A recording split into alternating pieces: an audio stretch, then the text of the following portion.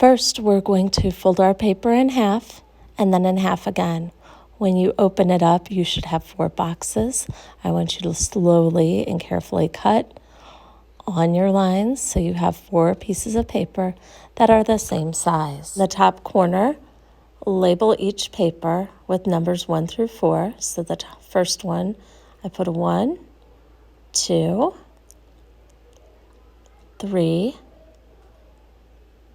and 4. This will help me keep track of the order that they go. I have a packet of things and animals. I'm going to choose a thing that I want to transform into an animal. It helps to pick a thing and an animal that have kind of the same shape. So I'm going to do the watermelon. It's really important that you draw it super big on the paper, like super big, where it almost takes up the whole thing. I'm going to use that shape for the rest of my transformations. I can add some details in, and there I have it. So then I'm going to pick out an animal. Let's see, what animal has that shape? Well, the turtle does if I turn my watermelon upside down. The snake's head, the cardinal bird. I think I'm going to do the turtle.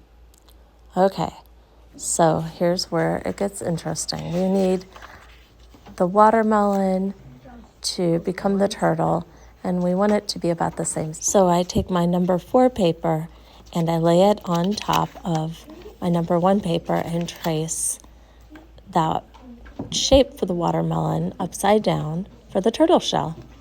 And then I'm drawing my turtle. So my number 1 paper has my thing, and my number 4 paper has my animal. Okay, and here's where it gets really fun and a little bit more challenging, because we have to figure out how this is going to transform from a watermelon into an animal, specifically a turtle. Okay, here's where papers 2 and 3 come in. So my paper 2 is going to be still mostly watermelon with a tiny hint of turtle. So my watermelon is one way, and I need to turn or rotate it so it's making its trip to being upside down to be the turtle shell. So I trace my original watermelon shape again, but on its side. Okay, so then I'm going to make it mostly watermelon with a little bit of turtle. The seeds are falling out, and less seeds inside, and I need to get that turning action. First, I'm going to add in just the beginnings of the head and feet popping out. Okay, on to number 3. This one's going to be turned slightly more, tipping over, almost ready to land, and still have a little watermelon rind there. But I'm going to start putting on the design on the shell of the turtle and have the head out a little more.